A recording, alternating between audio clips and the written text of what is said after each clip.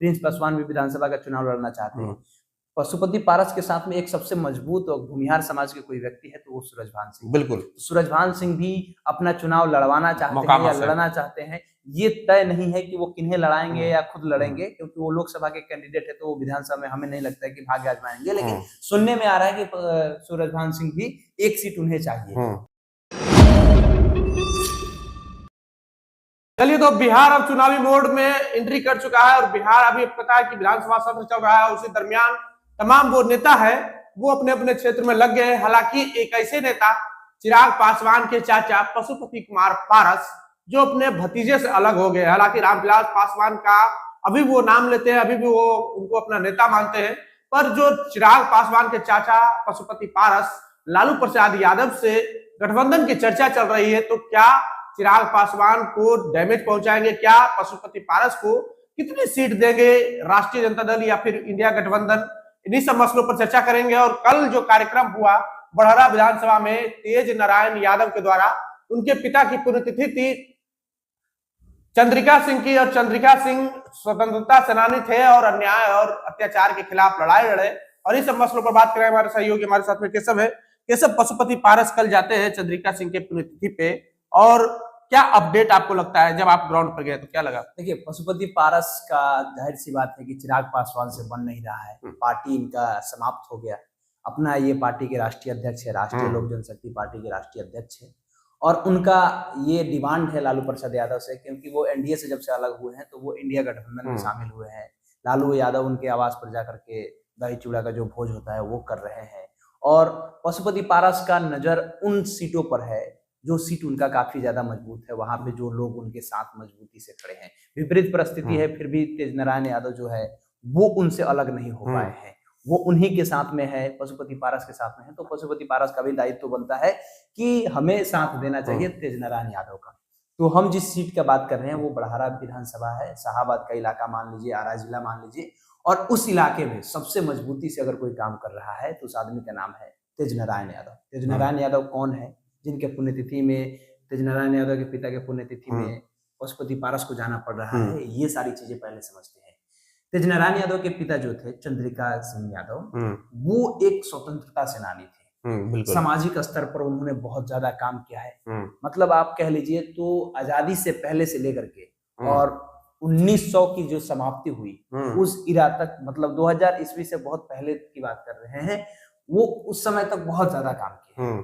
उनका एक एक काम, मतलब कहा जाए तो उस क्षेत्र के लिए सभी कोई गौरवान्वित महसूस करता है कि भाई इन्होंने काम किया है। हम आपको बताना चाहते हैं कि उस समय बिंदेश्वरी प्रसाद दुबे हो या शिवानंद तिवारी के जो पिता है रामानंद तिवारी, इनको स्टेबल करने में, राम लखन सिंह यादव हैं, इनको स्टेबल करने में उनका बहुत अहम योगदान रहा है। चंद्रिका सिंह का, जो कि चंद्रिका सिंह जो तेज नारायण जी के पिता है, इनका अहम योगदान रहा है।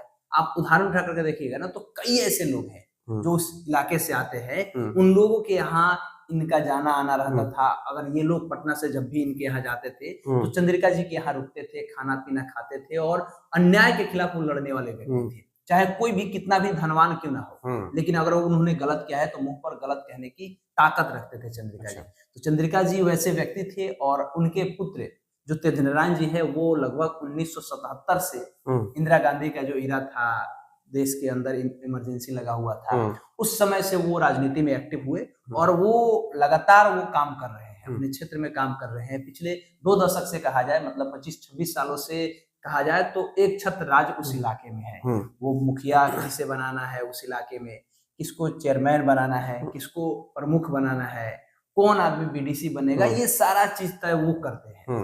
तो एक छत्र राज्य है, पशुपति पारस से जुड़े हुए हैं, रामविलास पासवान से कनेक्टेड लोग हैं।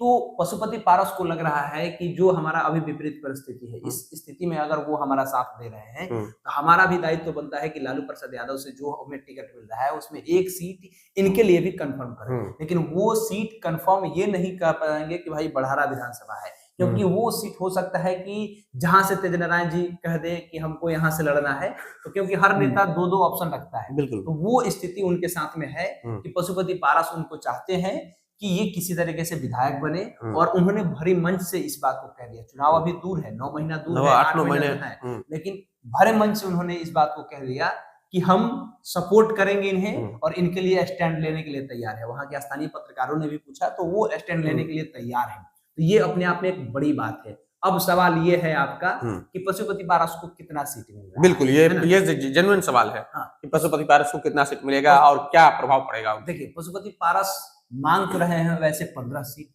लेकिन हमें जहां तक उम्मीद है कि 3 से 5 सीट उन्हें मिले। 3 से 5 सीट इसलिए कह रहे हैं क्योंकि पशुपति पारस के जो भतीजा है प्रिंस पासवान, उनको एक टिकट चाहिए ही चाहिए। पशुपति पारस के जो पुत्र है उनको भी एक टिकट चाहिए ही, क्योंकि वो अलौली से पशुपति पारस जी विधायक रहे हैं। तो अलौली से रामवृक्ष सदा जो राजद के विधायक हैं उनके सीट पर ये अपने बेटा को लड़ाना चाहते हैं। ये सब कोई जान चुका है और रामवृक्ष सदा भी अभी थोड़े से मतलब कि नाराज चल रहे हैं। लगातार देखा जा रहा होगा कि वो पटना बहुत कम रह रहे हैं, क्षेत्र में ज्यादा भ्रमण कर रहे हैं, क्योंकि उन्हें पता है कि भाई अगर हमें ये सीट नहीं दिया जाएगा तो फिर नुकसान होगा। तो पशुपति पारस के बेटा अलौली से विधानसभा लड़ना चाहते हैं। प्रिंस पासवान भी विधानसभा का चुनाव लड़ना चाहते हैं। पशुपति पारस के साथ में एक सबसे मजबूत और भूमिहार समाज के कोई व्यक्ति है तो वो सूरजभान सिंह। बिल्कुल, सूरजभान सिंह भी अपना चुनाव लड़वाना चाहते हैं या लड़ना चाहते हैं। ये तय नहीं है कि वो किन्हें लड़ाएंगे या खुद लड़ेंगे, क्योंकि वो लोकसभा के कैंडिडेट है तो वो विधानसभा में हमें नहीं लगता है कि भाग्य आजमाएंगे। लेकिन सुनने में आ रहा है कि सूरजभान सिंह भी एक सीट उन्हें चाहिए और एक सीट ये कंफर्म है कि तेजनारायण यादव के लिए वो लगे हुए हैं, स्टैंड लिए हुए हैं कि हमें ये सीट चाहिए। तो 4 सीट तो लगभग कंफर्म है। बाकी 1-2 और ऐसे सीट है जहां पर वो अपने बड़ी मजबूती के साथ में अपने लोगों को कह रहे हैं कि आप लोग तैयारी कीजिए, हम लालू यादव से बात करेंगे।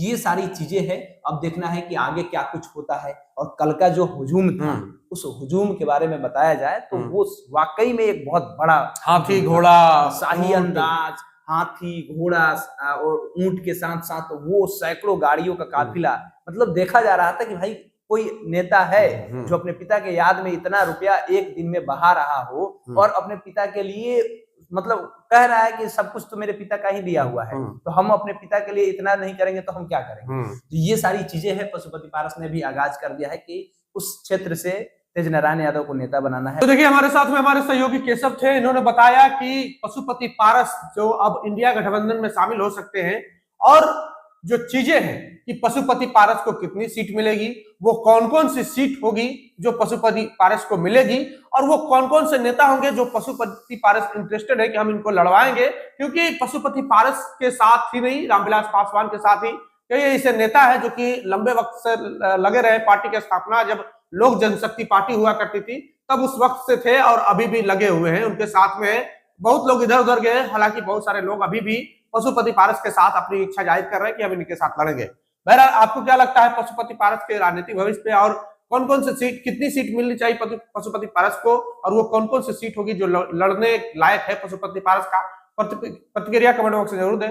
बहुत बहुत धन्यवाद।